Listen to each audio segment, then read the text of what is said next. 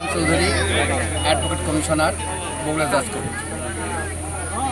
এখানে আজকে আমি উপস্থিত হয়েছি বগুড়া মাননীয় আদালতে। এখানে 160-17 একটা মোকদ্দমা উচ্ছেদ মোকদ্দমা। এই মোকদ্দমায় বাদী পক্ষ আর এখানকার বিবাদী পক্ষ ছিল রেহনা বেগম নামে এক মহিলা। এরা এদের ভিতরে মামলা মোকদ্দমা করায় নিম্ন আদালত রেহানা বেগমের কোনো সত্য না থাকায় তার বিরুদ্ধে রায় হয়। রায় হওয়ার পর রেহানা বেগম আবার এই মামলা আপিল করেন। আপিল করার পরে আপিল শুনানি হয়।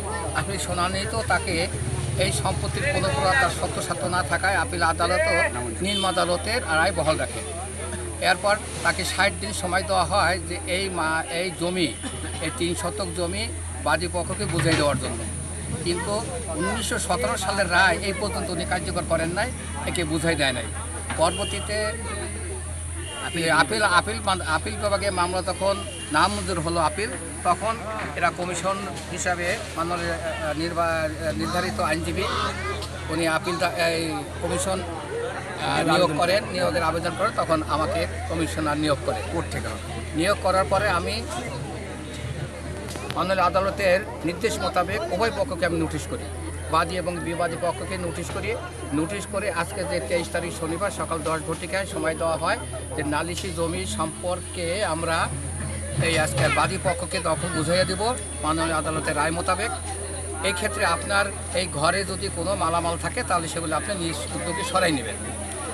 এইভাবে নোটিশ দেওয়ার পরেও তারপরেও আমি সকাল ঠিক 10টায় আমি এখানে উপস্থিত হই। 10টায় হলে বাদিনী রেহানা বেগমকে আমি দেখতে পাই এবং তাকে অনুরোধ করি আপনার ঘরে যদি কোনো মালামাল থেকে থাকে আপনি দয়া করে মালামালগুলি সরাই দেবেন। আর যদি এছাড়াও যদি আপনি কোনো সময় চান সেই সময় আপনাকে আমি দেওয়া হবে। আর যদি মহামান্য হাইকোর্টের থেকে স্টে কোনো অর্ডার আপনার কাছে থেকে থাকে তাও আমাকে দেখাতে পারেন।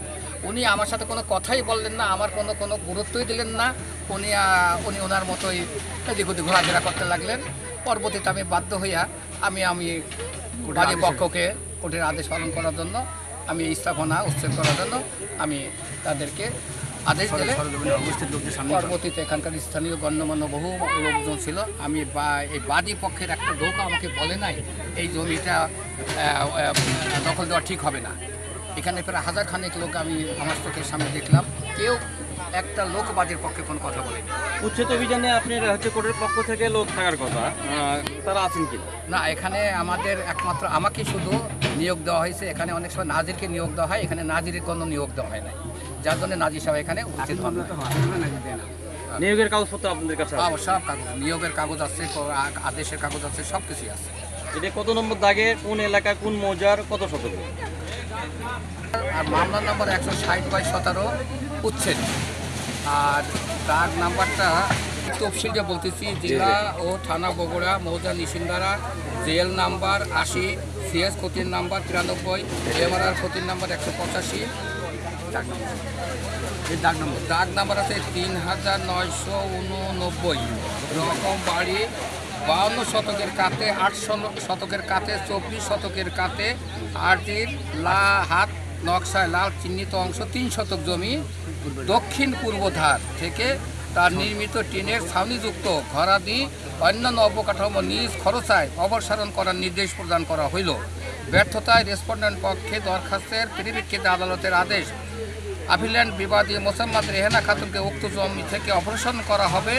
এই খরচাটি আপিল্যান্ড বিবাদী মোসাম্মদ রেহানা খাতুনের নিকট হইতে আদায় করা হবে। এটা হচ্ছে আদেশ।